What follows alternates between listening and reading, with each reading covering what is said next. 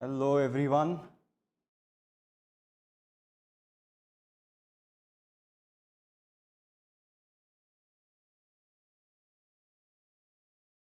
Hello मेरे प्यारे दोस्तों, कैसे हो सब लोग? सब लोग जल्दी ज्वाइन हो जाओ। हम केमिस्ट्री का जो पेपर सेट है वो डिस्कस करने वाले हैं। जल्दी से जल्दी सब लोग ज्वाइन हो जाओ। केमिस्ट्री का पेपर सेट हम डिस्कस करने वाले हैं।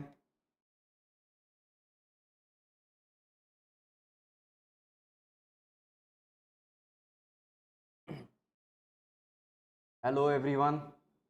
Hello Sajan. Good morning. Very warm welcome to all of you. Warm welcome की ज़रूरत है, बहुत ठंड पड़ रही है इंडिया में अभी। Very good morning Purnashree. चलो चलो अपने सारे दोस्तों को बता दो कि केमिस्ट्री का डिस्कशन शुरू हो गया है। ऑनलाइन आने के लिए बोल दो सबको। बहुत इंटरेस्टिंग क्वेश्चंस और उनको सॉल्व करने के बहुत अच्छे ट्रिक्स हम पढ़ने वाले हैं, डिस्कस करने वाले हैं इस सेशन में। ठीक है, जल्दी से जल्दी ज्वाइन ऑनलाइन आ जाओ।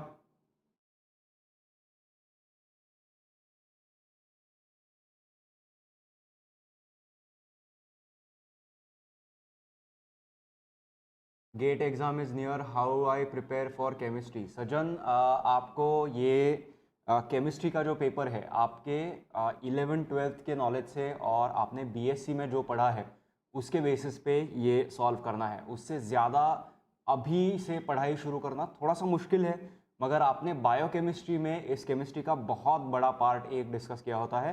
फॉर एग्जांपल फिजिकल केमिस्ट्री से जो क्वेश्चंस आते हैं, जो न्यूमेरिकल्स आते हैं, वो आपने सारे के सारे बायोकेमिस्ट्री में पढ़े हैं। तो बायोकेमिस्ट्री अगर आप ठीक से पढ़ोगे तो न्यूमेरिकल्स आपकी केमिस्ट्री में भी बन जाएंगे, बायोकेमिस्ट्री में भी बन जाएंगे। ठीक है, so that is a very good tactic for chemistry. Otherwise inorganic और ऑर्गेनिक का आपका जो एक ओवरऑल जनरल नॉलेज है केमिस्ट्री का वो पढ़िए। अदरवाइज एनसीईआरटी के जो 12th स्टैंडर्ड के टेक्स्ट बुक्स हैं, 12th स्टैंडर्ड के टेक्स्ट बुक्स में ऑर्गेनिक केमिस्ट्री के जो रिएक्शंस हैं वो पढ़ के आप थोड़ी सी प्रैक्टिस कर सकते हो। गुड मॉर्निंग कविता।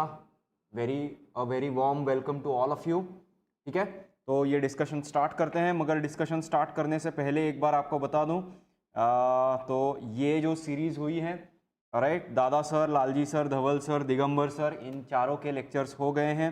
आज केमिस्ट्री का लेक्चर होगा, कल जनरल एप्टीट्यूड का भी लेक्चर होगा। जनरल एप्टीट्यूड का लेक्चर कुछ भी करके मिस मत करो।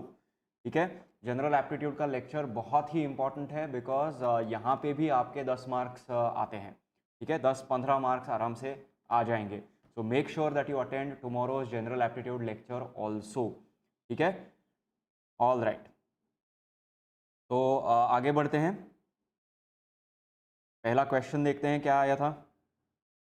ठीक है, मगर उससे पहले आपको फिर से याद दिला दूँ, डीबीटी जेआरएफ का जो एंट्रेंस एग्ज़ाम है उसके लिए 4 जनवरी से कोर्स स्टार्ट हो रहा है। ऑलराइट, और इस कोर्स में आप जितना जल्दी रजिस्टर करोगे उतना ही आपके लिए अच्छा होगा, क्योंकि आपका प्रेपरेशन भी सही टाइम से स्टार्ट होगा, सही टाइम पे स्टार्ट होगा, कहीं भी लैग नहीं होगा। नहीं तो क्या होता है ना कि पहले 1-2 दिन के लेक्चर्स अगर आप मिस कर देते हो तो आपका लिंक चला जाता है, कंटिन्यूटी मिस हो जाता है। तो पहले दिन से ये सारे लेक्चर्स अटेंड करना शुरू करो। डीबीटी जेआरएफ का बहुत अच्छा अपॉर्चुनिटी है आपके पास ये एग्ज़ाम क्रैक करने के लिए। और डीबीटी एक बहुत प्रेस्टिजियस फेलोशिप होगी इंडिया में। इनफैक्ट ये आपके बहुत सारे दरवाजे खोल देगी, even for a career after your PhD. ठीक है, तो इसलिए डीबीटी जेआरएफ का एग्ज़ाम आपके लिए बहुत अच्छा अपॉर्चुनिटी है। जल्दी से जल्दी रजिस्टर कीजिए। इस फ़ोन नंबर पे अगर आप कांटेक्ट करोगे तो आपको सारी जानकारी इसके बारे में मिल जाएगी। ठीक है, सो गुड मॉर्निंग हाना। एक और चीज़ बतानी है, वो है ICMR JRF की बैच भी 4 जनवरी से स्टार्ट हो रही है। एज़ यूजुअल मैंने जो पहले बताया था, इस फ़ोन नंबर पे कॉल कीजिए और आपका सीट बुक कर लीजिए। ठीक है, ICMR जो है Indian council of medical research, तो इसमें आपको क्लिनिकल टेस्टिंग के बहुत सारे दरवाजे खुल जाते हैं। फॉर एग्ज़ाम्पल अभी जैसे कोरोना का पैंडमिक है, तो उसके लिए जो ओवरऑल टेस्टिंग चलती है या फिर ड्रग डेवलपमेंट या फिर वैक्सीन डेवलपमेंट का काम चलता है, उस तरह के अपॉर्चुनिटीज़ कंपनीज़ में, इंडस्ट्री में आपके लिए ये दरवाज़े खोल देगा आईसीएमआर का पीएचडी। तो आईसीएमआर का जेआरएफ जो है, ये अगेन एक बहुत अच्छा अपॉर्चुनिटी है आपके लिए, आपका करियर आगे बढ़ाने के लिए। ठीक है, good morning BTS fan, right. और लास्टली सो ये डीबीटी जेआरएफ का तो मैंने आपको बता ही दिया है कि डीबीटी जेआरएफ का एग्ज़ाम स्टार्ट हो रहा है। Okay, all right. और एक और अपॉर्चुनिटी है आपके पास कि बार्क का ओसीएस का, ओसीएस मतलब इंजीनियरिंग स्टूडेंट्स और साइंस के ग्रेजुएट्स, इनके लिए जो बार्क का एक फेलोशिप होता है, वो भी एक प्रेस्टिजियस फेलोशिप है इंडिया में। बहुत अच्छे अगेन अपॉर्चुनिटीज़ होते हैं साइंटिफिक ऑफिसर बनने के, या फिर पीएचडी के बाद ऑफ कोर्स एकेडमिया में आने के लिए भी अपॉर्चुनिटीज़ आपके लिए खुल जाएंगे। सो बार्क ओसीएस का जो एग्ज़ाम है 4 जनवरी से इसका भी बैच स्टार्ट हो रहा है। ओके, इस फ़ोन नंबर पे कांटेक्ट कीजिए, आपका सीट रजिस्टर कर लीजिए। ऑल राइट, तो फाइनली स्टार्ट करते हैं जिसके लिए आप यहाँ पे आए हो। केमिस्ट्री के जो क्वेश्चंस आए थे गेट एक्सेल 2019 में, ओके, एक्सेल का पी जो सेक्शन है, सेक्शन पी में जो केमिस्ट्री के क्वेश्चंस आए थे वो हम डिस्कस करेंगे। Good morning Rajvi. All right, तो पहला क्वेश्चन देखो, the compound that provides a carboxylic acid upon treatment with Br2NaOH। Okay, अब ये जो Br2NaOH है, ये इसके लिए इसेंशियली हमें ज़रूरी है alpha hydrogens to the carbonyl group. C double bond O group होता है, तो यहाँ पे अल्फ़ा हाइड्रोजन्स होना ज़रूरी है। तो यहाँ पे CH3 होगा या फिर CH2 होगा या फिर CH2 होगा। ठीक है, then this reaction can happen. Okay, तो इस रिएक्शन को कहते हैं bromoform test. This is called as bromoform test. ठीक है, और ये प्राइमरी और सेकेंडरी अल्कोहल्स को देखने के लिए या फिर कीटोनिक ग्रुप है तो वो टेस्ट करने के लिए यूज़ किया जाता है। और ऐसा कोई भी स्ट्रक्चर आपको सिर्फ यहाँ पे नज़र आ रहा है, ओके, COCH3 ग्रुप, ये टर्शरी ग्रुप है। Okay, this is a tertiary group. Okay, और ये भी टर्शरी ग्रुप है, तो यहाँ पे Br2NaOH का अटैक नहीं हो सकता। ये भी टर्शरी है। ओके, एक्चुअली ये sp2 हाइब्रिडाइज्ड है, तो यहाँ पे और यहाँ पे बिल्कुल भी अटैक नहीं हो सकता। ठीक है, और यहाँ पे ये sp2 हाइब्रिडाइज्ड है और ये टर्शरी है, तो इनमें से कोई भी ग्रुप यहाँ पे हमें नज़र नहीं आ रहा है। इसी का मतलब correct answer is option number C. Okay, तो ये जो ब्रोमोफॉर्म टेस्ट है Br2NaOH, ये इसेंशियली इसको बाद में कन्वर्ट कर देगा into benzoic acid. Okay, this finally converts it to benzoic acid. ये जो CH3 है ये कंप्लीटली ऑक्सीडाइज हो जाएगा। ठीक है, so this is called as the bromoform test. Okay, very good morning Manish. आप सब लोगों से यहाँ पे मिलकर मुझे बहुत खुशी हो रही है, क्योंकि आपके लिए बहुत ही यूज़फुल क्वेश्चंस हम यहाँ पे सॉल्व कर रहे हैं। ठीक है, नेक्स्ट क्वेश्चन देखो, the boiling point of halogens from F2 to I2, fluorine to iodine, increases due to. अब फ्लोरीन जो है, फ्लोरीन का साइज ऑब्वियसली छोटा होगा, आयोडीन का साइज कंपैरेटिवली बड़ा होता है। साइज बढ़ जाता है तो क्या बढ़ते हैं, वैंडर वाल्स इंटरैक्शंस बढ़ते हैं। ओके, वैंडर वाल्स इंटरैक्शंस जो होते हैं वो बढ़ते हैं, और वैंडर वाल्स इंटरैक्शंस कहाँ से आते हैं, induced dipole moment, induced dipole moment. इसीलिए सही आंसर डी है।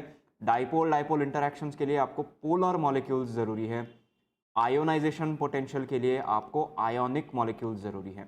ठीक है, और इवन इलेक्ट्रॉन एफिनिटी के लिए आयोनिक मॉलिक्यूल्स ज़रूरी है।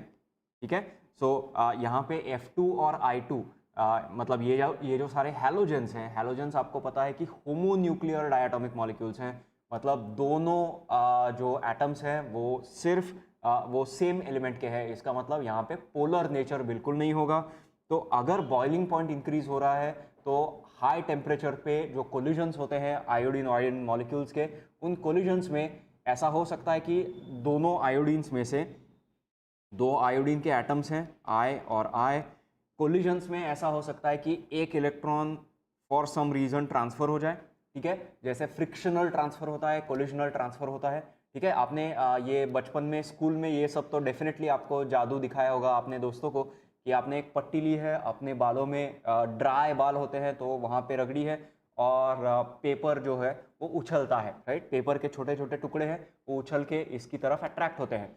तो ये जो होता है, आप जब ये रब करते हो तो कुछ इलेक्ट्रॉन्स जो है वो हमारे बालों से रादर इस पेन में चले जाएंगे या फिर पेन से बालों में चले जाएंगे। तो ये जो पेन है वो चार्ज्ड हो जाएगा, और चार्ज्ड होता है इसका मतलब वो इलेक्ट्रोस्टैटिक फोर्स ऑफ अट्रैक्शन से पेपर के बिट्स को ऊपर अट्रैक्ट करेगा, ठीक है। तो उसी तरह का चार्ज दो आयोडीन मॉलिक्यूल्स जब एक दूसरे से टकराते हैं, उसी तरह का एक चार्ज ट्रांसफर वहाँ पे हो सकता है, और ये चार्ज ट्रांसफर बहुत मोमेंटरी होता है, वो इमीडिएटली वापस भी चला जाता है, इसीलिए इंड्यूस्ड डाइपोल मोमेंट वहाँ पे एक जनरेट होता है। And then induced dipole moment की वजह से एक अट्रैक्टिव फोर्स जनरेट होता है, जिसकी वजह से आयोडीन मॉलिक्यूल्स को सेपरेट करना ज़्यादा मुश्किल हो जाएगा, ठीक है। So the boiling point increases in those cases, ठीक है। यस, नेक्स्ट क्वेश्चन देखते हैं।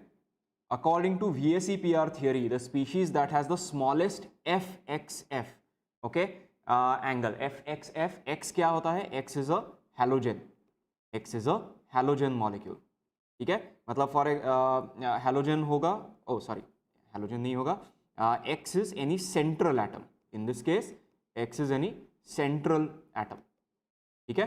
तो यहाँ पे X क्या है? This is BF3 में BX है, PF3 में PX है, BF4 माइनस में BX है और IF4 माइनस में IX है, ठीक है। X जनरली हम हैलोजेंस के लिए यूज़ करते हैं, मगर यहाँ पे X कोई भी सेंट्रल एटम होगा तो उसके लिए यूज़ किया जाएगा। अब ये जो BF3 है, BF3 आपको पता है कि ये प्लेनर मॉलिक्यूल है, okay, BF3 is a planar molecule. तो ये एंगल क्या होगा? BF3 का ये जो एंगल है, this angle will be 120 degrees, this angle will be 120 degrees. अगर हमने PF3 की बात छेड़ी, अब PF3 का स्ट्रक्चर जो है वो अमोनिया जैसा होगा, ठीक है। तो यहाँ पे फ्लोरीन है, यहाँ पे फ्लोरीन है और यहाँ पे फ्लोरीन है, मगर यहाँ पे लोन पेयर है, ठीक है।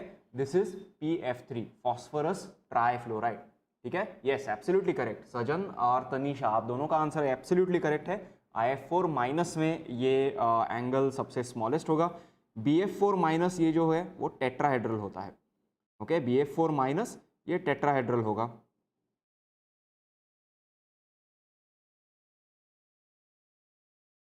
ठीक है। और ओवरऑल एक माइनस चार्ज यहाँ पे कहीं ना कहीं डीलोकलाइज हो जाएगा। बोरॉन पे होगा ऐसा ज़रूरी नहीं है, boron is not very electronegative, मगर फ्लोरीन्स आर इलेक्ट्रोनेगेटिव, तो ये जो नेगेटिव चार्ज है ये इन चारों फ्लोरीन्स में कहीं ना कहीं होता है, ठीक है। एंड देन इसका ये टेट्राहेड्रल स्ट्रक्चर है। और IF4 माइनस की बात की तो IF4 माइनस F4 है इसलिए टेट्राहेड्रल लग सकता है, मगर आयोडीन में कितने इलेक्ट्रॉन्स हैं? 7 इलेक्ट्रॉन्स हैं। और I माइनस में कितने इलेक्ट्रॉन्स रहेंगे? You will gate 8 electrons. इसका मतलब सेंट्रल कार्बन एटम पे 8 इलेक्ट्रॉन्स है, जिनमें से 4 इलेक्ट्रॉन्स जो है वो F4 से बॉन्डेड है, ठीक है। तो ये जो स्ट्रक्चर है ये सॉर्ट ऑफ डिस्टॉर्टेड टेट्राहेड्रन की तरह होगा, this structure sorry distorted octahedron की तरह ये स्ट्रक्चर होता है। तो मतलब फॉर एग्जांपल मैंने अगर इस तरह का एक स्ट्रक्चर ड्रॉ किया, यहाँ पे हम एक पैरेललोग्राम ड्रॉ कर रहे हैं, रादर ये एक स्क्वायर है, ये प्लेनर अरेंजमेंट होगा, तो बीच में आयोडीन है, ऑलराइट। एंड देन यहाँ पे आपको नज़र आएगा कि यहाँ पे F है, यहाँ पे F है, मगर यहाँ पे लोन पेयर है, okay, there is an orbital here and there is an orbital here, यहाँ पे 2 लोन पेयर्स चले जाएंगे, ओके, और ऊपर और नीचे एक F होगा, ओके। तो इस तरह का स्ट्रक्चर आपको मिलेगा इन IF4 माइनस, क्योंकि यहाँ पे 8 इलेक्ट्रॉन्स है, ठीक है। तो अगर इनका एंगल हमने डिस्कस किया तो इनका एंगल क्या आएगा? यहाँ पे हमने देखा है कि 120 डिग्रीज है, this angle comes out to be 107 degrees, this angle comes out to be 107 degrees, ठीक है, क्योंकि यहाँ पे लोन पेयर है तो एंगल छोटा हो जाएगा, ठीक है। और यहाँ पे एंगल क्या होगा, दिस विल बी 109 डिग्रीज, क्योंकि ये परफेक्ट टेट्राहेड्रन है, ऑलराइट। और यहाँ पे जो एंगल होगा, this angle comes out to be 90 degrees. इसका मतलब स्मॉलेस्ट एंगल कहाँ पे है, smallest angle is in IF4, इसीलिए D is the correct answer. Sajjan correct, absolutely correct, sp3d2 answer है। सजन, तनिषा, आपका आंसर एकदम सही है, ऑलराइट। sp3d2 हाइब्रिडाइजेशन है इस मॉलिक्यूल का, ठीक है। तो साजन और Tanisha absolutely correct, D is the correct answer in this case, ठीक है। नेक्स्ट क्वेश्चन देखते हैं। The total number of tautomers for the following molecule includes. अब टॉटोमर का मतलब क्या है, टॉटोमर में आपको एक कीटोन और एक इनॉल, मतलब डबल बॉन्ड विथ OH, ठीक है। तो टॉटोमेरिज्म मतलब क्या होता है, यहाँ पे इस तरह का स्ट्रक्चर है और ये इंटरचेंज होता है, ये इंटर कन्वर्ट होता है इनटू COH और यहाँ पे डबल बॉन्डेड CH, इस तरह, ठीक है। और ये कैसे हुआ है, ये जो CH2 हमने लिखा था, इसको अगर मैंने कुछ इस तरह लिखा, तो then what will happen is, यहाँ पे ये जो बॉन्ड है, ये यहाँ पे फॉर्म हो जाएगा, ओके। ये बॉन्ड जब यहाँ पे चला जाएगा तो ये डबल बॉन्ड जो है वो इस तरफ आता है and this gets converted into OH and CH double bond, ठीक है। Just a second.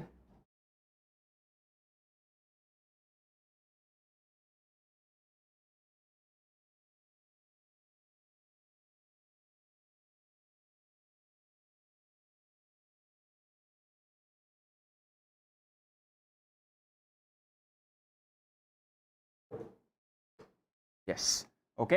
तो ये होता है tautomerism, keto enol tautomerism. So this is keto and this is enol, one is keto, one is enol, ठीक है। तो कीटो enol tautomerism यहाँ पे होता है। तो ये जो टॉटोमर्स होते हैं, ये इतने इस तरह के कितने कॉन्फ़िगरेशंस पॉसिबल है, ये यहाँ पे पता चलता है। सो इसका मतलब है कि जहाँ भी आपको ये नज़र आएगा,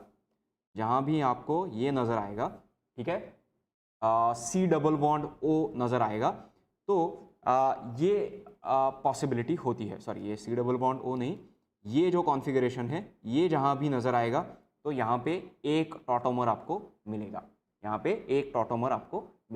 मगर इसका एक और पॉसिबिलिटी होता है, टॉटोमेरिज्म में एक और पॉसिबिलिटी आपको मिलती है, and that possibility is, suppose आपके पास C डबल बॉन्ड O है, इमीडिएट डबल बॉन्ड नहीं है, मगर इसके बाद यहाँ पे कहीं ना कहीं डबल बॉन्ड है, ठीक है, इसके बाद यहाँ पे कहीं ना कहीं डबल बॉन्ड है।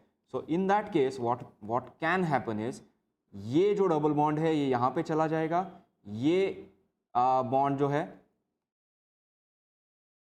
है वो यहाँ पे चला जाएगा, इन बिटवीन इसका हाइड्रोजन, यहाँ पे एक हाइड्रोजन है और ये बॉन्ड बन जाएगा, ठीक है। And which is why you will get tautomerism here as well, okay. तो इसका मतलब है कि ये जो कार्बन है, इसके बाद एक कार्बन, जो नेक्स्ट कार्बन है वहाँ पे अगर डबल बॉन्ड होगा, इन दोनों कार्बन्स के बीच में डबल बॉन्ड होने की ज़रूरत नहीं है यहाँ पे, ठीक है। So in that case such a configuration will be observed here,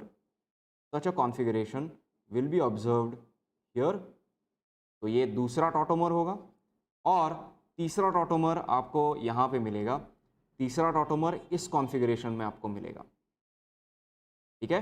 तीसरा टॉटोमर जो है वो आपको इस कॉन्फ़िगरेशन में मिलेगा, okay. So these are the 3 different tautomers, जिसकी वजह से आंसर जो है वो 3 है, इसकी वजह से आंसर जो है वो 3 आएगा, ऑलराइट। समझ में आ गया सबको? यस सुवर्णा, मेरी Christmas to all of you. आज क्रिसमस का ही मूड है, इसलिए आप देख रहे हो कि मेरे कपड़े भी एकदम सांता क्लॉज जैसे ही हैं, सांता क्लॉज ही बन के मैं आया हूँ यहाँ पे आपको गेट एक्सेल के सारे आंसर्स और उनके ट्रिक्स समझाने के लिए, ठीक है। So merry Christmas to all of you, alright. Okay, so यहाँ पे 3 अलग अलग टाइप के टॉटोमर्स आपको मिल जाएंगे। ओके, नेक्स्ट क्वेश्चन देखो, total number of stereo isomers possible for this structure. अब ये जो स्ट्रक्चर है ये देख के ही आपको समझ में आ रहा है कि ये ट्राइंगल है, मतलब ये प्लेनर स्ट्रक्चर होगा, मगर यहाँ पे एक्चुअली एक और हाइड्रोजन भी होता है, right. You have to have a hydrogen ताकि कार्बन के 4 वैलेंसी सेटिस्फाई हो, ठीक है। तो वो कार्बन्स यहाँ पे दिखाई नहीं है, सॉरी वो हाइड्रोजन्स यहाँ पे दिखाई नहीं है। तो अगर मुझे वो हाइड्रोजन्स दिखाने हैं तो मुझे 2 अलग अलग टाइप के कॉम्बिनेशंस मिल सकते हैं।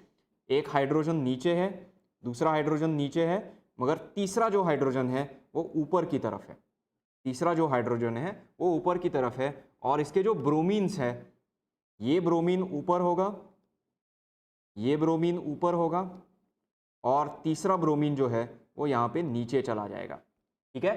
तीसरा जो ब्रोमीन है वो यहाँ पे नीचे चला जाएगा। समझ में आ रहा है? इसका मतलब ये एक कॉम्बिनेशन है। ये अगर हमने रोटेट किया, ये अगर हमने रोटेट किया तो मॉलिक्यूल सेम रहता है, रोटेट करने के बाद ये सुपर इम्पोजिबल होता है, और मिरर इमेज लेने के बाद भी ये सुपर इम्पोजिबल होता है, ठीक है। सो ये एक स्टीरियो आइसोमर है, this is one of the stereo isomers. दूसरा स्टीरियो आइसोमर, अब ऑब्वियसली आप बता सकते हो कि कैसा होगा। दूसरा स्टीरियो आइसोमर कैसा है? दूसरा स्टीरियो आइसोमर कुछ इस तरह का होगा। तीनों हाइड्रोजन्स जो है वो ऊपर रहेंगे, और तीनों ब्रोमीन्स जो है वो नीचे रहेंगे। तीनों ब्रोमीन्स जो है वो नीचे रहेंगे, ठीक है। नीचे मतलब क्या है? किसी भी एक तरफ, या तो तीनों ब्रोमीन्स ऊपर है या फिर तीनों ब्रोमीन्स नीचे है। तो ये होगा आपका दूसरा स्टीरियो आइसोमर, ये हो जाएगा दूसरा stereo isomer. So which is why the correct answer here is 2। ये 2 ही पॉसिबिलिटीज हैं, ये 2 छोड़ के कोई पॉसिबिलिटी नहीं है। 2 ब्रोमीन्स एक तरफ, एक ब्रोमीन दूसरी तरफ, या फिर तीनों ब्रोमीन्स एक ही तरफ, ठीक है। क्योंकि ये जो सिस्टम है, दिस सिस्टम इज प्लेनर, ठीक है। ये जो ट्राइंगल आपको दिख रहा है, ये ट्राइंगल जो है वो एक ही प्लेन में है, okay. This triangle is in the same plane, ठीक है। ये तीनों कार्बन एटम्स प्लेनर है, ऑलराइट। सो यहाँ पे 2 स्टीरियो आइसोमर्स आपको मिलेंगे, ठीक है। अब यहाँ पे कोई मुझे थोड़ी देर पहले पूछ रहा था, साजन आई थिंक पूछ रहा था कि इसकी पढ़ाई कैसे करें। तो यहाँ पे आपको नजर आ रहा है कि ये जो स्ट्रक्चर है, यहाँ पे आपको पता है कि कार्बन के 4 वैलेंसीज हैं, ठीक है। तो यहाँ पे हाइड्रोजन होने वाला है। इसके बाद ये जो करना है, ये कहीं भी पढ़ाई करके आपको इमीडिएटली मिलेगा ऐसा जरूरी नहीं है। यहाँ पे आपको सिर्फ कॉमन सेंस यूज करना है कि ब्रोमीन और हाइड्रोजन, कुछ ब्रोमीन्स ऊपर कुछ ब्रोमीन्स नीचे, ये कैसे होगा, ठीक है। तो इसके कितने सारे कॉम्बिनेशंस पॉसिबल है, ये सिर्फ आपको फिगर आउट करना है, ऑलराइट। और ये सारे कॉम्बिनेशंस देख के आपको डायरेक्टली आंसर मिल जाएगा। समझ में आ गया? ऑलराइट। सो इस तरह आप ये सारे क्वेश्चंस सॉल्व कर सकते हो, ओके। ऑलराइट, अब नेक्स्ट क्वेश्चन देखते हैं। ये तो काइनेटिक्स का क्वेश्चन है, और इसका जो ओवरऑल जो आंसर आपको कैलकुलेट करना है, ये आपको अगर एंजाइम काइनेटिक्स, मतलब माइकलिस मेंटेन काइनेटिक्स अगर आपको याद है तो उससे भी थोड़ा सा आंसर आपको याद आ जाएगा। तो this is called as a pre equilibrium approximation, pre equilibrium approximation, ठीक है। काइनेटिक्स में ये एक कॉन्सेप्ट होता है जो आपने डेफिनेटली 12th में नहीं पढ़ा होगा, मगर बीएससी में ज़रूर पढ़ा है, ठीक है। बीएससी में आपने कभी ना कभी केमिस्ट्री पढ़ा है, उसमें आपने ये पढ़ा है। तो यहाँ पे हमें पता है कि y upon x square is equal to k equivalent, ये हमें दिया गया है, okay, we already know this. और ये जो सेकंड रिएक्शन है, इसके लिए अगर हमें रेट लिखना है, ओके, इसका रेट कांस्टेंट है के, इसके लिए अगर हमें रेट का इक्वेशन लिखना है तो then we write dp dt, this will be equal to k times y, this will be equal to k times y, right. Simple है, ये तो आपने कई बार देखा है, फर्स्ट ऑर्डर रिएक्शंस के लिए आपने ये ऐसा कई बार देखा होगा, ठीक है। तो अगर ये इक्वेशन यूज करके, ये जो ऊपर इक्वेशन लिखा है हमने, ये इक्वेशन यूज करके यहाँ पे वैल्यू सब्सटीट्यूट कर दी y की, इससे हमें क्या मिलेगा? y एक तरफ रखा और ये एक्स स्क्वायर जो है वो के इक्विवेलेंट से मल्टीप्लाई किया, यहाँ पे एक्स स्क्वायर लेके के इक्विवेलेंट से मल्टीप्लाई किया, ठीक है, तो यहाँ पे y की जगह पे क्या लिख सकते हैं, k टाइम्स y की जगह पे लिखा है k equivalent into x square. ठीक है, और आंसर मिल गया, आंसर मिल गया। इतना सिंपल क्वेश्चन है। Because physical chemistry tough for us as we are unable to do so. Ajay यहाँ पे देखो देखो कि फिजिकल केमिस्ट्री टफ होती है ना, ये हमारा दिमाग हमें बताता रहता है, रादर ये दिमाग भी नहीं बताता, ये हमारा दिल हमें बताता रहता है। मगर दिमाग को पूछोगे तो फिजिकल केमिस्ट्री मुश्किल नहीं है, दिमाग सिर्फ आपको बताएगा कि आपको फिजिकल केमिस्ट्री में कॉन्फिडेंस नहीं है। और फिजिकल केमिस्ट्री में कॉन्फिडेंस कैसे पैदा करें, कॉन्फिडेंस आप प्रैक्टिस करके कॉन्फिडेंस आ सकता है। और दूसरा चीज है कॉमन सेंस। ओके, ज्यादा जरूरी नहीं है, बहुत ज्यादा पढ़ाई करने की जरूरत नहीं होती है। फॉर एग्जाम्पल इस रिएक्शन का रेट लॉ, ये आपने 12th स्टैंडर्ड में पढ़ा है, 11th स्टैंडर्ड में पढ़ा है, बायोकेमिस्ट्री में बार बार पढ़ा है। तो इसका रेट लॉ लिखना बहुत ईजी है, dp dt is equal to k times y। और यहाँ पे y का वैल्यू क्या होगा ये तो आपको पता है, डायरेक्टली सब्सटीट्यूट करो। इतना सिंपल क्वेश्चन है, ये फिजिकल केमिस्ट्री का ही क्वेश्चन है, मगर ये मुश्किल जरूरी बिल्कुल भी नहीं है। आपको यहाँ पे सिर्फ एक थोड़ा सा प्रेजेंस ऑफ माइंड होना चाहिए। ठीक है, कि आपको क्या दिख रहा है, dp dt कैलकुलेट करना है, वो आप सेकंड रिएक्शन से लिख सकते हो। और यहाँ पे आ जाता है y, मगर आंसर चॉइसेस में सिर्फ k इंटू वाई कहीं नहीं है, k इक्विलिब्रियम इंटू वाई है। तो y का हमें कुछ ना कुछ करना पड़ेगा। ठीक है, तो y का क्या करना पड़ेगा, y और कहाँ देख रहे हो आप y सिर्फ यहाँ पे देख रहे हो, तो उस y का वैल्यू यूज करके यहाँ पे सब्स्टिट्यूट करो, आंसर आ जाएगा। ठीक है, तो Rajvi Sajan absolutely correct answer. All right, so this is how you solve this particular question. Sir क्या हम इनऑर्गेनिक और ऑर्गेनिक करके काम चला पाएंगे, काम चल जाएगा? यस, काम तो चल जाएगा। कैसा है ना, मगर कि कभी कभी इनऑर्गेनिक और ऑर्गेनिक के क्वेश्चंस ट्रिकी आते हैं। तो आपने ऑर्गेनिक किया है और आपका वो क्वेश्चन गलत हो गया, क्योंकि वो ट्रिकी क्वेश्चन है। मतलब फॉर एग्जांपल ये टॉटोमेरिज्म वाला क्वेश्चन है, यहाँ पे आपको लगेगा कि यार कीटो इनॉल है, मतलब सिर्फ ये फर्स्ट वाला होना चाहिए। ओके, तो ऐसा भी पॉसिबल है कि सेकंड और थर्ड भी है यहाँ पे। तो आपने ऑर्गेनिक किया है, मगर 12th स्टैंडर्ड का ऑर्गेनिक किया है, और ये 1-4 माइग्रेशन जो होता है वो आपने पढ़ा नहीं है। 1-4 मतलब ये 1, 2, 3 और 4, 1 से 4 में जो हाइड्राइड है वो ट्रांसफर होता है। ये माइग्रेशन में भी आपने पढ़ा नहीं होगा, तो आपका आंसर यहाँ पे गलत आ जाएगा। ठीक है, तो ऐसी चीजें हो सकती है, इसलिए आपको सिर्फ इनऑर्गेनिक और ऑर्गेनिक पे रिलाय नहीं करना चाहिए। इनऑर्गेनिक ऑर्गेनिक किया ठीक है, नो प्रॉब्लम। फिजिकल केमिस्ट्री अगर बहुत टफ लग रहा है, नो प्रॉब्लम, मत करो फिजिकल केमिस्ट्री। मगर ऐसा एटीट्यूड मत बनाओ कि सिर्फ फिजिकल और इनऑर्गेनिक या ऑर्गेनिक और इनऑर्गेनिक करना है, आपको तीनों करने चाहिए। ठीक है, और तीनों करने चाहिए मतलब क्या है, इनऑर्गेनिक पूरा, ऑर्गेनिक पूरा और फिजिकल पूरा, नॉट नेसेसरी। आपको इन तीनों टॉपिक्स में जो सबसे ईजी लगे उतना ही करो, आपको पूरा सिलेबस खत्म करना ही नहीं है। ओके, नॉर्मली स्टूडेंट्स को 2 साल लग जाते हैं आपके टेस्ट का पूरा सिलेबस पूरा करने में, 11th स्टैंडर्ड, 12th स्टैंडर्ड, या फिर first year of BSc and second year of BSc. तो 2 साल का सिलेबस आपको 1 महीने में खत्म करना है, पॉसिबल ही नहीं है।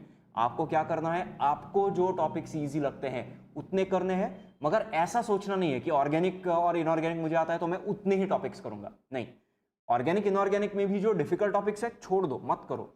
फिजिकल के जो इजी टॉपिक्स है वो मत छोड़ो, वो करो। फिजिकल के डिफिकल्ट टॉपिक्स छोड़ दिए चलेगा, नो प्रॉब्लम। ठीक है, सो फॉर एग्जांपल आपने बायोकेमिस्ट्री में आगे भी कुछ क्वेश्चंस आने वाले हैं। तो बायोकेमिस्ट्री में आपने पढ़ा है कि डेल्टा जी, गिब्स फ्री एनर्जी कैसे कैलकुलेट करते हैं। तो गिब्स फ्री एनर्जी के क्वेश्चंस तो आ ही जाने चाहिए आपको, कैलकुलेटर भी अलाउड है एग्जाम में। ठीक है, या फिर काइनेटिक्स के कुछ बेसिक क्वेश्चंस जो एंजाइम काइनेटिक्स जैसे हैं वो भी आ जाना चाहिए आपको, क्योंकि enzyme kinetics, Michaelis Menten equation आपने पढ़ा है। ठीक है, तो ये जो बेसिक चीजें हैं वो फिजिकल केमिस्ट्री से आपको आ ही जानी चाहिए। ठीक है, नेक्स्ट क्वेश्चन देखो, match the type of reaction in group 1। अब देखो अजय, आपने एक बहुत अच्छा क्वेश्चन पूछा कि इनऑर्गेनिक और ऑर्गेनिक करके सफिशिएंट है क्या, मगर ये ऑक्साफॉस्फेटेन इंटरमीडिएट क्या होता है, माइजनहाइमर कॉम्प्लेक्स क्या होता है, याद कैसे रहेगा? ये केमिस्ट्री पढ़ने वालों को भी याद नहीं रहता है कई बार। ठीक है, तो यहाँ पे आपको याद क्या रहेगा, फ्रीडल क्राफ्ट्स रिएक्शन, ये आपने 12th स्टैंडर्ड में पढ़ा है। और फ्रीडल क्राफ्ट्स रिएक्शन ऐसा रिएक्शन है जो बेंजीन में एलिफैटिक सब्स्टिट्यूएंट्स अटैच करता है। ठीक है, फ्रीडल क्राफ्ट्स अल्काइलेशन होगा तो अल्किल ग्रुप ऐड करेगा, असाइलेशन होगा तो असाइल ग्रुप्स ऐड करेगा। तो किसी भी बेंजीन रिंग को, किसी भी एरोमेटिक रिंग को अगर हमें सबस्ट्रेट अटैच करना है तो फ्रीडल क्राफ्ट रिएक्शंस यहाँ पे काम आते हैं, ठीक है, राइट। ये शायद आपको याद होगा। इतना अगर आपको याद है तो फ्रीडल क्राफ्ट रिएक्शन के लिए इलेक्ट्रोफिलिक एरोमेटिक सब्स्टिट्यूशन होगा, इतना आपको याद होगा। अब S1 कहाँ पे है, इसी से आपको आंसर मिल गया। S1 कहाँ पे है, इसी से आपको आंसर मिल गया, ठीक है। अब मैंने डिसाइड कैसे किया कि फ्रीडल क्राफ्ट रिएक्शन का देखना चाहिए। एक तो मुझे फ्रीडल क्राफ्ट रिएक्शन याद है इसलिए, और दूसरा ये है कि अगर आपने ये चारों देखे तो P4 दो बार है, P2 दो बार है, तो P का मैं फिगर आउट करूंगा आंसर तो भी दो ही ऑप्शन एलिमिनेट होंगे। Q का देखा तो Q में तीन ही ऑप्शन है, तो एलिमिनेशन के बाद दो ऑप्शंस डेफिनेटली बचेंगे। R का देखा, R में भी तीन ही ऑप्शंस है, तो एक ऑप्शन बचेगा। मगर S के लिए देखा तो S1, S2, S3 यहाँ पे दिए हैं, S4 में भी नहीं दिया है, तो S is a better choice than P, इतना मैं बता सकता हूँ। तो Q, R या फिर S, इसका आंसर मैं कैलकुलेट करूंगा तो एलिमिनेशन ज्यादा होने के चांसेस है, ठीक है। तो S मुझे थोड़ा सा फैमिलियर लगा, ओके। S अगर फैमिलियर लगता है तो मैं फ्रीडल क्राफ्ट तो मैं इसका आंसर देखूंगा और आंसर से एलिमिनेट करूंगा, इससे मुझे आंसर मिल जाएगा। तो Sajan absolutely correct, C is the right answer here, ठीक है। C is the correct answer in this case, ठीक है। हाइड्रोबोरेशन ऑक्सीडेशन जो होता है, this is anti Markovnikov addition, मतलब लेस सब्स्टिट्यूटेड साइट पे लेस सब्स्टिट्यूटेड साइट पे OH माइनस अटैच होगा, so that is why it is called anti Markovnikov. Nucleophilic aromatic substitution जो है वो आपको देगा माइजनहाइमर कॉम्प्लेक्स, ठीक है, ये आपको देगा माइजनहाइमर कॉम्प्लेक्स। और ये ऑक्साफॉस्फेटेन इंटरमीडिएट जो होता है, that is a characteristic of Wittig reaction, that is a characteristic of Wittig reaction. तो this is the answer to this particular question, ठीक है। R2 से मैच होता है, करेक्ट। विटिग रिएक्शन में ऑक्साफॉस्फेटेन इंटरमीडिएट होता है, वो विटिग रिएक्शन के रिएजेंट से भी आपको पता चल जाएगा। फॉस्फेटेन है, मतलब यहाँ पे फॉस्फोरस का कुछ ना कुछ होना चाहिए, उसी से आपको पता चल जाएगा कि विटिग रिएक्शन का सेकंड ऑप्शन होना चाहिए, ठीक है, राइट। R2 से मैच होता है, correct Tania, absolutely correct. Next question देखो, reactants P and Q in the following reaction are. अब ये जो एक कॉन्सेप्ट है, this is based on the Diels-Alder reaction. Diels-Alder reaction. This is called as 4+2 cycloaddition. This is called as 4+2 cycloaddition. ठीक है। और हमें ये पता कैसे चलता है कि ये Diels-Alder रिएक्शन ही है, क्योंकि ये कंपाउंड लाने के बहुत सारे तरीके हो सकते हैं, मगर यहाँ पे Diels-Alder साइक्लोएडिशन कैसे पता चलता है, क्योंकि दोनों रिएक्टेंट्स में आपको अनसैचुरेशन नजर आ रहा है, दोनों रिएक्टेंट्स में आपको अनसैचुरेशन नजर आ रहा है। अब ये जो डबल बॉन्ड है, ये अगर इसके साथ रिएक्ट करेगा तो सिर्फ एक ही रिंग मिलेगी हमें, यहाँ पे एक ही क्लोज स्ट्रक्चर मिलेगा। इसका मतलब ये गलत है, क्योंकि यहाँ पे एक और दो, ऐसे दो रिंग्स हमें नजर आ रहे हैं, ठीक है। अब यहाँ पे क्या होगा, ये तो एक बना बनाया रिंग हमें मिल रहा है, ठीक है, ये एक बना बनाया रिंग है, यहाँ पे भी एक बना बनाया रिंग मिल रहा है।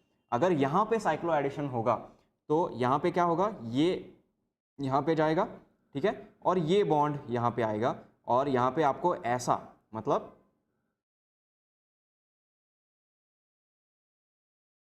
इस तरह का एक स्ट्रक्चर मिलेगा, इस तरह का एक स्ट्रक्चर मिलेगा। समझ में आ रहा है? तो ये एक बॉन्ड यहाँ पे गया, तो यहाँ पे डबल बॉन्ड है, तो डबल बॉन्ड यहाँ पे शिफ्ट होगा, ठीक है, मगर इस तरह का स्ट्रक्चर मिलेगा हमें। ऑलराइट, तो इस तरह का स्ट्रक्चर हमें नहीं चाहिए, which means this is wrong. हमें क्या चाहिए, this is a 5 membered ring, 5 carbon, और यहाँ पे भी 5 कार्बन का रिंग है। यहाँ पे भी उसी टाइप का स्ट्रक्चर हो सकता है, ये दोनों कार्बन्स ज्वाइन हो जाएंगे, ये दोनों कार्बन्स ज्वाइन हो जाएंगे, तो इसका मतलब ये भी नहीं है, बचा C, so C has to be the answer. इसमें क्या हो रहा है कि ये जो डबल बॉन्ड है, ये इन दोनों कार्बन्स के बीच में एक बॉन्ड बना रहा है, और ये बॉन्ड जो है वो यहाँ पे चला जाएगा, और ये बॉन्ड बनेगा कौन से दो कार्बन्स में, अच्छा सॉरी, ये मैंने गलत ड्रॉ किया है, इन दो कार्बन्स के बीच में बॉन्ड बनेगा, और ये बॉन्ड बनेगा इन दो कार्बन्स के बीच में। तो इससे 5 मेंबर्ड रिंग, ये जो 5 मेंबर्ड रिंग है वो वैसा ही रहेगा, और ये एक और 5 मेंबर्ड रिंग बन जाएगा, ठीक है। Which is why C is the correct answer. Okay, Rajvi absolutely correct, आपका आंसर एकदम सही है, C is the correct answer in this case. Next question देखो, the major product formed in the following reaction is, अब यहाँ पे NaOET जो है this is a strong base, this is a strong base, इसका मतलब यहाँ पे एलिमिनेशन रिएक्शन होगा, इसका मतलब यहाँ पे एलिमिनेशन रिएक्शन होगा, ठीक है। स्ट्रॉन्ग बेस है और एलिमिनेशन कौन सा होगा, E2 एलिमिनेशन होगा क्योंकि स्ट्रॉन्ग बेस है, और E2 एलिमिनेशन है मतलब Br जो है वो निकल जाएगा, ठीक है, और इसके साथ ये जो हाइड्रोजन है ये भी निकल जाएगा और ये बॉन्ड बनेगा, so which is why this is the answer. अब आप पूछोगे कि ये आंसर क्यों नहीं है, तो यहाँ पे एक हाइड्रोजन है and this is giving a less substituted alkyne, this is giving a less substituted alkyne, therefore less stable, therefore less stable। तो हमें मैक्सिमम सब्सटीट्यूशन वाला अल्कीन देखना चाहिए। यहाँ पे 1 2 3 4 चारों पोजिशंस पे, चारों पॉइंट्स पे सब्सटीट्यूशन आपको मिल रहा है, इसीलिए the first option is the correct answer here. Okay, just a second, ये 3 है और ये 4 है, ठीक है, इसीलिए फर्स्ट ऑप्शन करेक्ट आंसर होगा।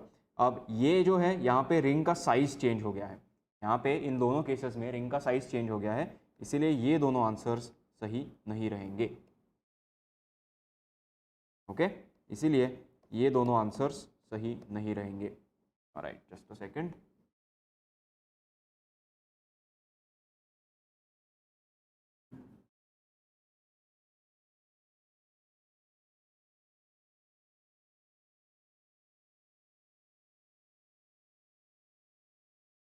Just a second, just give me a minute, थोड़ा सा एक टेक्निकल प्रॉब्लम आ गया है, मैं सॉल्व।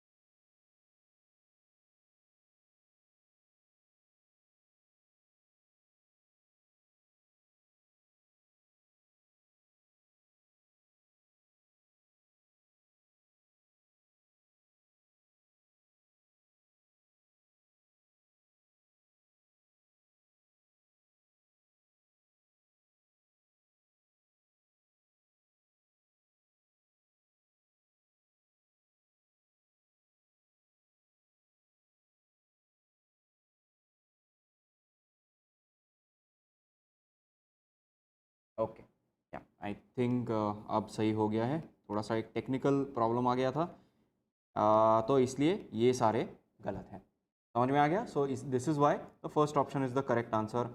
मोस्ट सब्सटीट्यूटेड अल्कीन जहाँ पे होगा that is the one that you want. Okay, more substituted alkyne,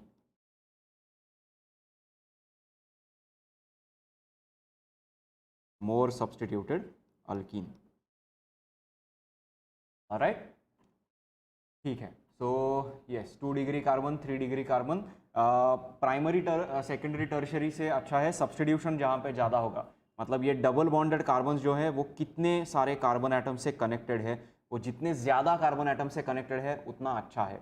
okay, that is what you want to see. Next question देखो, the most stable coordination complexes P and Q formed in this reaction. अब ये जो reaction है आपको मे भी याद होगा, मुझे पता नहीं, I am not sure, but this is a confirmatory test for this is a confirmatory test for Hg2+, ठीक है। इनऑर्गेनिक क्वालिटेटिव एनालिसिस जो आपने किया होगा केमिस्ट्री के प्रैक्टिकल्स में, तो उसमें मर्क्यूरी का जो आयन है, मर्क्यूरी का जो कैटायन है, उसके टेस्टिंग के लिए ये जनरली यूज़ किया जाता है। और ये जो Fe के साथ जो SCN का कॉम्प्लेक्स होगा that is red in colour, ठीक है, ये जो कॉम्प्लेक्स है this is red in colour. Okay, this complex is red in colour, और ये रेड कलर का कॉम्प्लेक्स डिटेक्ट करते हैं, ठीक है। So yes, absolutely Arko, this discussion is absolutely helpful for GATE life science paper, क्योंकि केमिस्ट्री में आपको 15 मार्क के क्वेश्चंस आते हैं, वो 15 मार्क आपका रैंक डिसाइड करेंगे। आप एग्ज़ाम मतलब नॉर्मल जो रैंक है गेट क्रैक आप आराम से कर लोगे, मगर टॉप रैंक्स में आने के लिए आपको केमिस्ट्री और एप्टीट्यूड ये दोनों चीज़ें बहुत ज़रूरी है। ठीक है। सो केमिस्ट्री और एप्टीट्यूड में आपका रैंक जितना ऊपर आएगा उतना ही केमिस्ट्री और एप्टीट्यूड में आप जितना ज़्यादा स्कोर करोगे उतना ही आपका रैंक भी ऊपर आएगा। रैंक ऊपर आना ज़्यादा इंपॉर्टेंट है, सिर्फ रैंक आना इंपॉर्टेंट नहीं है और अदर सफिशेंट नहीं है, क्योंकि आपका जितना अच्छा रैंक होगा उतना ही आपके एडमिशन के चांसेस इंक्रीज होते हैं, या फिर उतना ही आपके इंटरव्यूज से आपका जॉब अपॉर्चुनिटीज़ के सिलेक्शंस इम्प्रूव होते हैं, वो जो पॉसिबिलिटीज़ होती हैं वो इम्प्रूव होती हैं। ठीक है, तो ये करेक्ट आंसर है, बी करेक्ट आंसर है, क्योंकि Fe और N के बीच में जो बॉन्ड है, that bond is a hard interaction. ठीक है, हार्ड एटम्स हैं Fe और N। ठीक है, और Hg और S जो है, Hg और S ये जो है वो सॉफ्ट इंटरैक्शंस हैं। ठीक है, soft base soft acid interactions, hard base hard acid interactions. ठीक है, सो इसीलिए second option is the answer. यहाँ पे Fe का S से कॉम्बिनेशन है, मतलब ये हार्ड और सॉफ्ट का इंटरैक्शन होगा, दैट इज नॉट करेक्ट। यहाँ पे Hg का N से इंटरैक्शन है, मतलब सॉफ्ट का हार्ड से इंटरैक्शन है, that is not correct. Soft base है तो वो सॉफ्ट एसिड है तो वो सॉफ्ट बेस से इंटरैक्ट करना प्रेफर करेगा, तो Hg को इंटरैक्ट करना है सल्फर से। ठीक है, Hg को इंटरैक्ट करना है सल्फर से, और Fe जो है Fe को इंटरैक्ट करना है नाइट्रोजन से, तो इसीलिए ये भी गलत है। ठीक है, इसीलिए ये भी गलत है। Alright, so B is the correct answer. यहाँ पे भी Hg जो है वो नाइट्रोजन से इंटरैक्ट कर रहा है, मगर इसको इंटरैक्ट करना है सल्फर से, तो इसीलिए डी ऑप्शन भी गलत है। B option is the correct answer. Alright, yes Rajvi, absolutely correct. और को no problem.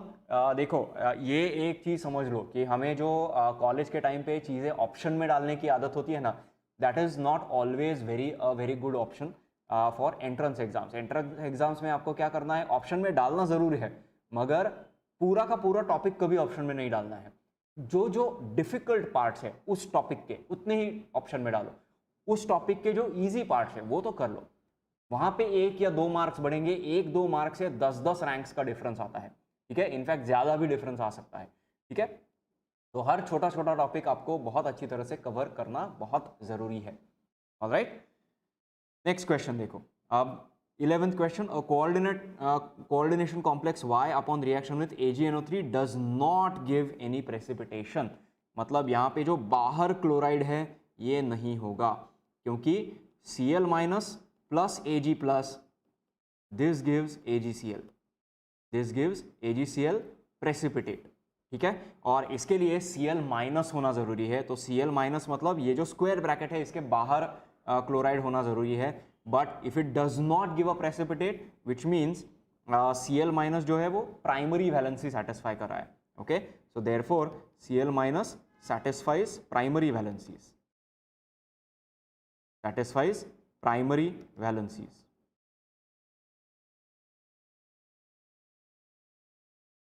Okay, primary valencies Cl minus satisfy कर रहा है। ऑलराइट, तो बी गलत है। Then complex Y possesses 2 isomers, one of which one has zero dipole moment। ठीक है, जीरो डाइपोल मोमेंट है, मतलब ये जो आइसोमर है this has to be a trans isomer, this has to be a trans isomer. तो trans isomers कैसे हो सकते हैं कि बीच में मेटल आयन है, यहाँ पे एक स्क्वायर प्लेनर अरेंजमेंट है, और यहाँ पे Cl और यहाँ पे Cl, इसको no dipole moment, this is the trans isomer.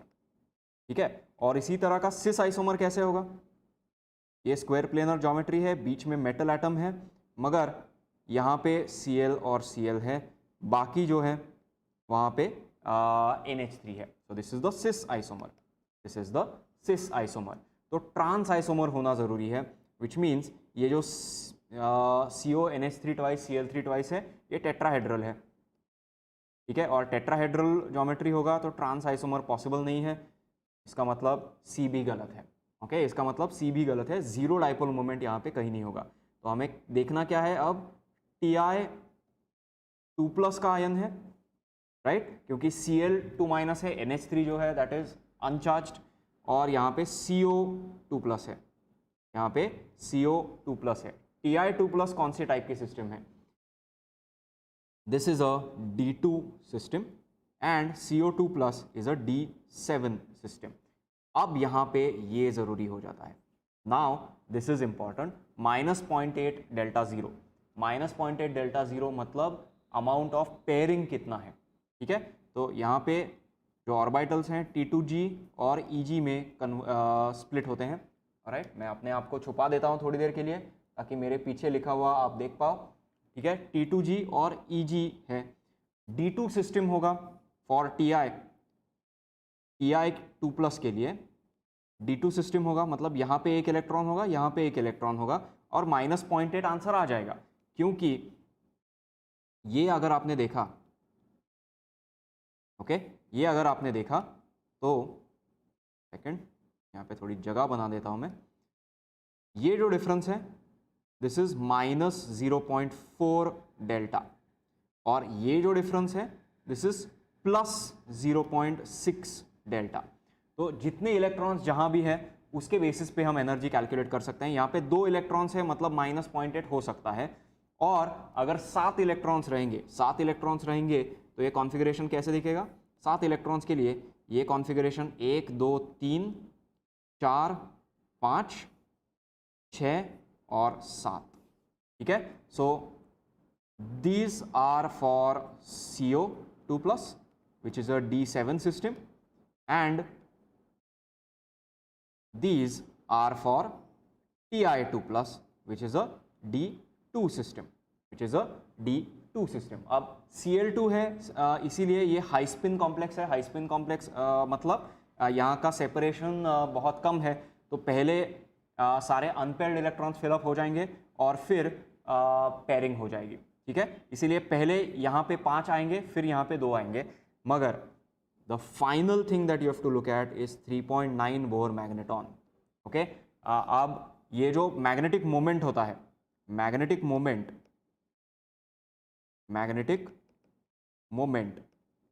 ये कितना होता है। Magnetic moment is equal to √n into n plus two, √n into n plus two Bohr magnetons, √n into n plus two Bohr magnetons, मतलब ये आया है √3.9 का square bore मैग्नेटॉन्स, ठीक है। क्योंकि स्क्वायर रूट अगर 3.9 है तो स्क्वायर रूट के अंडर, स्क्वायर रूट के नीचे जो नंबर होगा दैट विल बी 3.9 का स्क्वायर, और ये होता है square root of 15 which is square root of 3 into 3 plus 2 which is square root of 3 into 3 plus 2, ठीक है। 3 इंटू 3 प्लस 2 का स्क्वायर रूट है, जिसका मतलब क्या है कि नंबर ऑफ अनपेयर्ड इलेक्ट्रॉन्स ये कितने हैं, 1 2 और 3। नंबर ऑफ अनपेयर्ड इलेक्ट्रॉन्स 3 है, मतलब हमें कौन सा सिस्टम चाहिए, we want CO2+ which is the D7 system. इसका मतलब आंसर क्या आना चाहिए, answer should be D. cis is same side, trans is both side. Tania absolutely correct, very good. दादा सर भी आ गए हैं, वेलकम दादा sir, good morning. All right, तो इसका आंसर क्या होगा, इसका फाइनल आंसर होगा COA जो है वो गलत होगा, D will be the correct answer in this case, ठीक है। तो एक एक क्लू लेना है, हमें क्या बनना है, हमें शेरलॉक होम्स बनना है, एक एक हिंट लेना है। प्रेसिपिटेट फॉर्म नहीं होता, मतलब Cl- बाहर नहीं है तो ये चला जाएगा। सेकंड क्लू है कि जीरो डाइपोल मोमेंट वाला आइसोमर होना चाहिए, तो ये टेट्राहेड्रल ज्योमेट्री है तो ये भी नहीं होगा। और तीसरा हिंट है कि -0.8 डेल्टा जीरो है, मतलब यहाँ पे या तो D2 सिस्टम है या फिर D7 सिस्टम है, तो हाई स्पिन कॉम्प्लेक्स होना चाहिए, अनपेयर्ड इलेक्ट्रॉन्स होने चाहिए पहले और उसके बाद पेयरिंग होगा। और फाइनल क्लू है 3.9 बोर मैग्नेटॉन्स, तो 3.9 बोर मैग्नेटॉन से हमें पता चलता है कि number of unpaired electrons is 3। अगर नंबर ऑफ अनपेयर्ड इलेक्ट्रॉन्स 3 है तो आंसर यहाँ पे मिल जाएगा। सर यहाँ CO हाई स्पिन में कैसे हैं, NH3 तो स्ट्रॉन्ग लिगैंड है ना, मगर Cl2 जो है वो वीक लिगैंड है, Cl2 is a Cl- is a weak field ligand, ठीक है। तो इसलिए ये ओवरऑल वीक फील्ड लिगैंड होगा, मतलब हाई स्पिन कॉम्प्लेक्स होगा। ऑल राइट, तो D is the correct answer. So Tanisha, अच्छा क्वेश्चन था, this is a very good question. Aditi, class timing क्या है, कौन से क्लास का टाइमिंग। राइट, नेक्स्ट क्वेश्चन देखते हैं। अब ये आ गए हैं आप बायोकेमिस्ट्री के पार्ट में, तो ये सारे क्वेश्चंस आपको आ जाने चाहिए। At 360 kelvin both N and D states are equally populated. इसका मतलब के जो है which is the equilibrium constant which will be N का कॉन्सेंट्रेशन अपॉन डी का कॉन्सेंट्रेशन, और ये अगर इक्वली पॉपुलेटेड हैं तो ये 1 आएगा। इक्वली पॉपुलेटेड का मतलब है के विल बी इक्वल टू 1। तो अगर के का वैल्यू 1 है तो इसका मतलब डेल्टा जी नॉट कितना होगा? Delta G not will be minus R T ln of k which is minus R T ln of 1, और लॉगैरिथम ऑफ 1 कितना होता है याद नहीं है, कोई प्रॉब्लम नहीं, कैलकुलेटर यूज करो। ln ऑफ 1 क्या होगा? 0 होगा, इसीलिए ये ओवरऑल डेल्टा जी नॉट का वैल्यू 0 आएगा। And what you know is delta G naught is equal to delta H naught minus T delta S naught minus T delta S naught. So जिसका मतलब है delta H naught minus T delta S naught is equal to 0, क्योंकि delta G not 0 है। तो इससे हमें क्या मिलेगा? इससे हमें मिलता है delta H naught is equal to T into delta S naught. Value substitute करो, therefore delta H naught okay that is T. Temperature कितना है? 360 है, टेम्परेचर है 360, और एंट्रोपी कितना दिया है? एंट्रोपी दिया है एंट्रोपी कितना दिया है? -139। तो यहाँ पे आ गया -139, ऑलराइट। और इनका मल्टीप्लिकेशन क्या है नहीं आता है, डायरेक्टली कैलकुलेटर यूज़ करो, मैं भी वही कर रहा हूँ। ये आता है 50,040, ठीक है। तो आंसर क्या आएगा? क्या 50,040 आंसर आएगा? सोच के बताओ मुझे, क्या आंसर 50,040 आएगा? आंसर 50,040 नहीं आएगा, क्योंकि ये जो आंसर आया है ये आंसर आएगा जूल्स पर मोल में। ओके आंसर पूछा क्या गया है? किलो जूल्स पर मोल में, तो इसीलिए this will be 50.04 kilojoules per mole. और ये भी सही नहीं आंसर है, क्योंकि यहाँ पे माइनस साइन है जो मैं लिखना भूल गया हूँ, तो यहाँ पे माइनस साइन आएगी, and then your final answer is -50.04, ठीक है। और rounded off to 1 decimal place, मतलब -50.0 आएगा, ठीक है। इसका एक्चुअल करेक्ट आंसर दिया था -49 टू -51, ठीक है। इनके बीच में कहीं भी चलेगा, तो इसीलिए -50.0 that is the accurate answer. उसके आसपास थोड़ा सा आ गया, नो प्रॉब्लम, ठीक है, समझ में आ गया। नेक्स्ट क्वेश्चन देखो, the pH of a 1 liter buffer solution containing 0.2 moles of acetic acid and 0.3 moles of sodium acetate ये है, तो Ka क्या आएगा? यहाँ पे क्या यूज करना है? We have to use the Henderson's equation for buffers, Henderson's equation for buffers, और ये एसिड है, मतलब एसिडिक बफर्स का इक्वेशन हमें यूज करना है। So pH is equal to pKa plus log of salt concentration upon acid concentration, ठीक है। सबसे पहले वैल्यू सब्सटीट्यूट कर देते हैं। pH दिया है 5 is equal to pKa plus log of salt का कॉन्सेंट्रेशन है 0.3 और एसिड का कॉन्सेंट्रेशन है 0.2, ठीक है। एसिड का कॉन्सेंट्रेशन है 0.2। अच्छा ये फिर से हैंग हो गया, एक मिनट,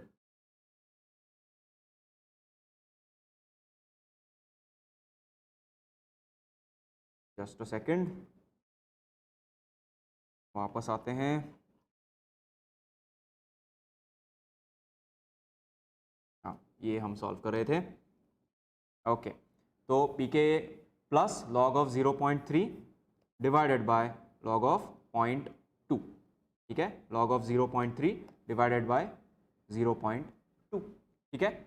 देयरफॉर pKa का वैल्यू क्या आएगा? pKa का वैल्यू आएगा 5 माइनस लॉग ऑफ 0.3 अपॉन 0.2 क्या आता है? दिस इज 1.5, दिस इज 1.5, ठीक है। तो ये अगर 1.5 है एंड pKa का मतलब क्या है? Minus log to the base 10 of Ka, ठीक है। सो देयरफॉर Ka क्या आएगा? Ka will be 10 raise to minus of 5 minus log of 1.5। Calculator use करो, आंसर कैलकुलेट करो, ठीक है।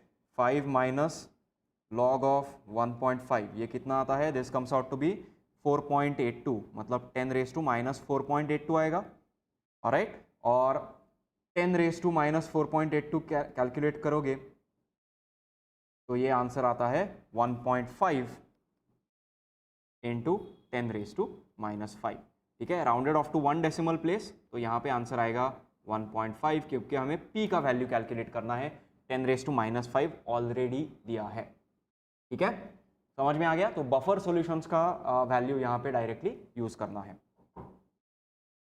Just a second,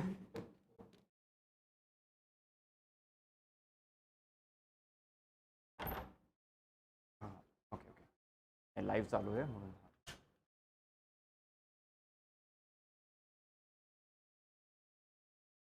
thank you.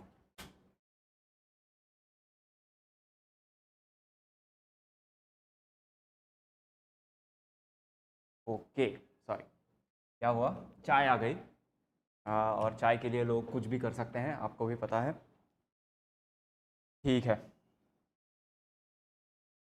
Okay. तो नेक्स्ट क्वेश्चन देखते हैं। यहाँ पे आंसर 1.5 कैसे आ गया, सबको समझ में आ गया, वेरी गुड।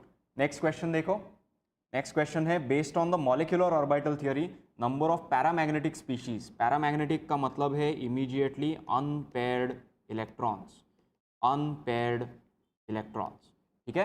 तो यहाँ पे सबसे पहले नाइट्रोजन का मॉलिक्यूलर ऑर्बिटल डायग्राम कैसे आएगा, so it will be sigma 1s2 sigma star 1s2, ठीक है। अब नाइट्रोजन में टोटल नाइट्रोजन का इलेक्ट्रॉनिक कॉन्फ़िगरेशन क्या है, 1s2 2s2 2p3, ठीक है, मतलब 2px1 2py1 2pz1 2p3 configuration है। तो sigma 1s2 sigma star 1s2 तो ये तो ठीक ही है, बट इसके बाद क्या आएगा, sigma 2s2 sigma star sigma 2s2 then pi 2px। अब ये पाई 2px में कितने जाएंगे और पाई 2py में कितने जाएंगे, ये हमें सबसे पहले देखना पड़ेगा, ओके। सिग्मा 2s2 सिग्मा, अच्छा सिग्मा स्टार 2s2 रह गया ना, ऑलराइट। तो यहाँ पे टोटल 2 + 2 4 + 3 7 इलेक्ट्रॉन्स हैं, और हमें टोटल इसमें कितने चाहिए 14 इलेक्ट्रॉन्स, इसमें टोटल हमें चाहिए 14 इलेक्ट्रॉन्स। तो ये कितने हुए 2 + 2 4 + 2 6 6 प्लस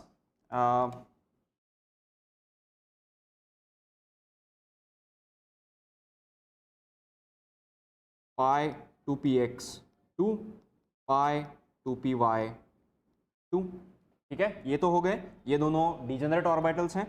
तो ये कितने हो गए, टोटल 10 हो गए, टोटल 10 हो गए। और इसके बाद पाई स्टार 2px में 2 चले जाएंगे और पाई स्टार 2py में 2 चले जाएंगे, ठीक है। और तो ये टोटल कितने हुए, 2 और 2 4 और 2 6 और 2 8 और 2 10 और 4 14, that is what we wanted, 14 electrons, ठीक है, 14 इलेक्ट्रॉन्स आएंगे। तो नाइट्रोजन में आप देख रहे हो कि कहीं भी अनपेयर्ड इलेक्ट्रॉन्स नहीं है, so not nitrogen, not nitrogen. अब N2 प्लस कर दिया तो N2 प्लस के लिए क्या होगा, सो दिस वाज नाइट्रोजन, ये जो हमने लिखा है दिस वाज फॉर नाइट्रोजन, और नाइट्रोजन नहीं है। अगर N2 प्लस करना है तो एक इलेक्ट्रॉन यहाँ से निकालना पड़ेगा, तो यहाँ पे 1 हो जाएगा, and N2 plus will automatically have an unpaired electron, तो ये पैरामैग्नेटिक बन जाएगा, ठीक है। और N2 प्लस की जगह पे अब N2 2 माइनस किया, N2 2 माइनस किया, नाइट्रोजन में क्या था, यहाँ पे 2 थे, ठीक है, मगर ये दोनों जो ऑर्बिटल्स हैं ये डिजेनरेट ऑर्बिटल्स हैं। तो जब 2 इलेक्ट्रॉन्स हम ऐड करेंगे, ओके, इसके बाद जब 2 इलेक्ट्रॉन्स ऐड करेंगे हम लोग N2 2 माइनस के लिए, जब हम लोग 2 इलेक्ट्रॉन्स ऐड करेंगे तो ये 2 इलेक्ट्रॉन्स कहाँ पे जाने वाले हैं, सिग्मा स्टार 2s2, ठीक है। तो N2 2 माइनस जो है इसमें भी अनपेयर्ड इलेक्ट्रॉन्स नहीं रहेंगे, which means this is also not paramagnetic. तो नाइट्रोजन के स्पीशीज में सिर्फ एक स्पीशीज जो है वो पैरामैग्नेटिक है, ऑलराइट। N2 प्लस एक बार मैं फिर से चेक कर लेता हूँ, N2 प्लस ये है, N2 2 माइनस जो है वो कैसे होगा, 2 और इलेक्ट्रॉन्स आएंगे, पाई 2px2 पाई 2py2 पाई 2pz का मैंने लिखा ही नहीं है ना, ओ ओके ओके ओके, यहाँ पे क्या गड़बड़ हो गई मुझे समझ में आ गया।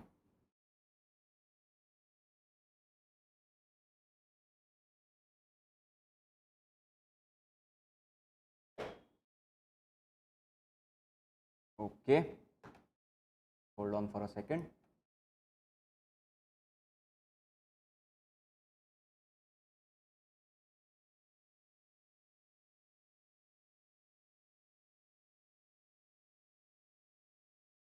हाँ सॉरी, राइट, करेक्ट। यहाँ पे सिग्मा स्टार 2s2 ये लिखना मैं भूल गया, सॉरी। और इसके बाद क्या आएगा, you will get sigma 2px2, sigma 2px2, sigma 2py2, और इसके बाद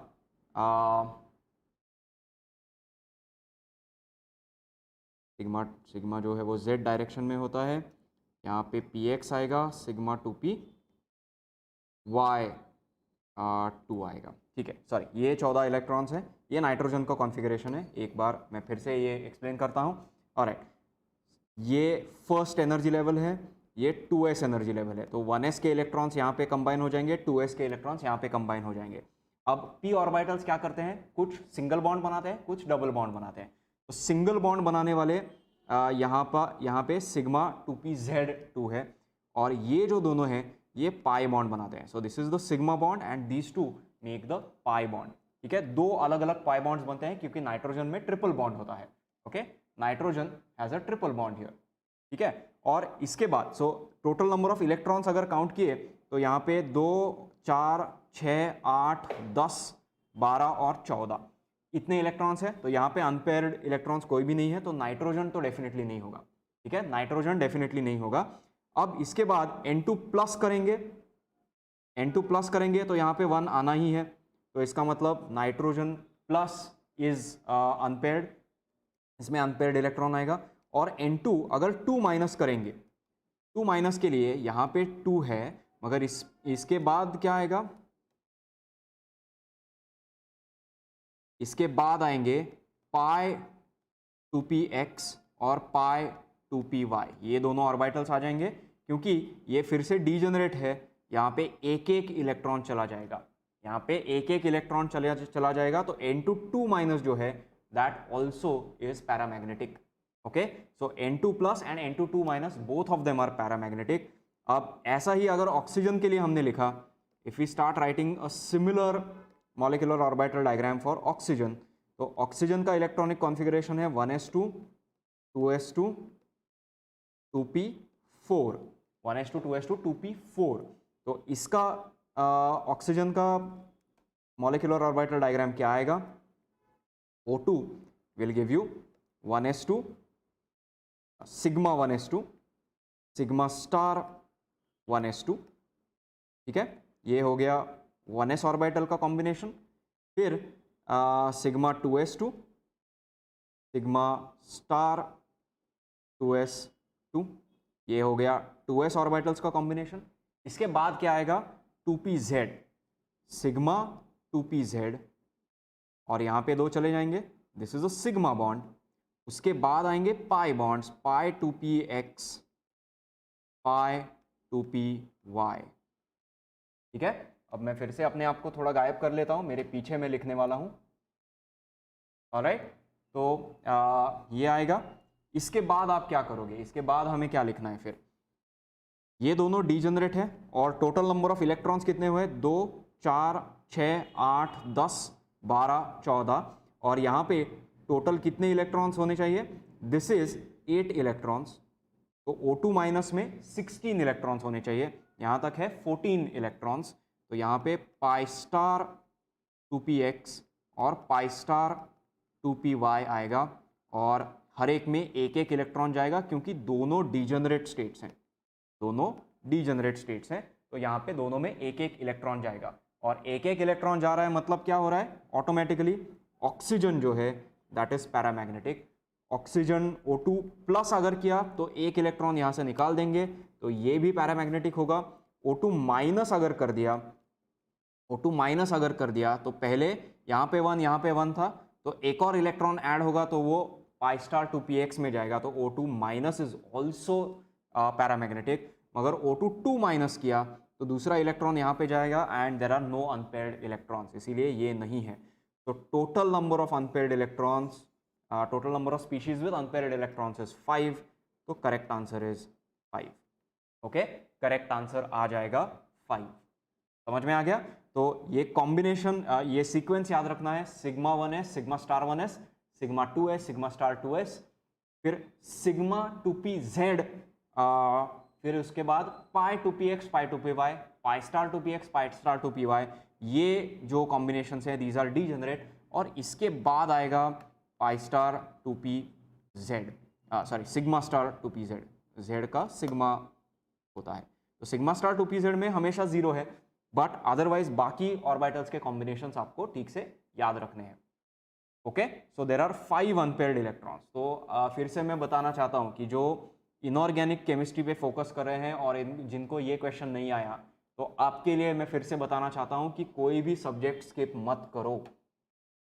ओके, कोई भी सब्जेक्ट स्किप नहीं करना है, सारे सब्जेक्ट्स करने हैं, मगर सारे सब्जेक्ट्स के इजी पार्ट्स करने हैं ताकि आपका लोड बहुत ज़्यादा ना बढ़े। ठीक है, और लास्ट क्वेश्चन, ये क्वेश्चन भी आपको आ जाना चाहिए।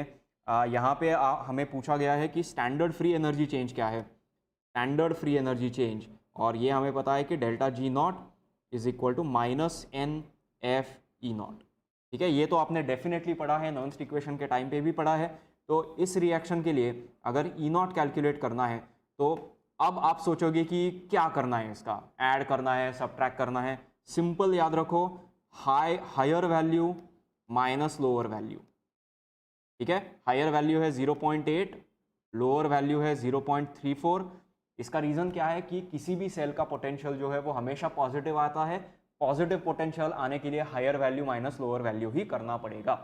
तो हायर माइनस लोअर ये करोगे आएगा 0.46। ठीक है, तो यहाँ पे सब्सटीट्यूट कर दो। अब यहाँ पे कॉपर का कॉपर 2+ हो रहा है, मतलब यहाँ पे 2 इलेक्ट्रॉन्स का लॉस हो रहा है। Okay, you are losing 2 electrons, तो यहाँ पे n का वैल्यू 2 आएगा, f का वैल्यू दिया है 96500 और ई नॉट हमने कैलकुलेट किया 0.46 वोल्ट्स, 0.46 वोल्ट्स। तो अब ये कैलकुलेट करो, मैं भी कैलकुलेटर ही यूज़ करने वाला हूँ। 2 × 96500 मल्टीप्लाइड बाय 0.46, तो आंसर आ जाएगा 88780, मगर -88780। अब इसका यूनिट क्या है? इसका यूनिट है जूल्स पर मोल। हमें क्या पूछा गया है? किलो जूल्स पर मोल। तो इसका मतलब correct answer is -88.78 kilojoules per mole, और we want rounded off to 1 decimal place. इसका मतलब ये आएगा -88.8। That will be your final answer. ठीक है, ये क्वेश्चन आप देखोगे कि बहुत सबसे आसान क्वेश्चन ये है। समझ में आ गया? Alright, so these were the questions in the XL P part, chemistry part from the GATE XL 2019 paper, GATE life science 2019 paper. ठीक है, तो आई होप आपको सबको मज़ा आया होगा ये सब देख के, ये सारे क्वेश्चंस के सॉल्यूशंस जान के, और मुझे भी आप सब लोगों से मिल के मज़ा आया है। Alright, merry Christmas to all of you, happy learning, and thank you for watching this video. Good bye.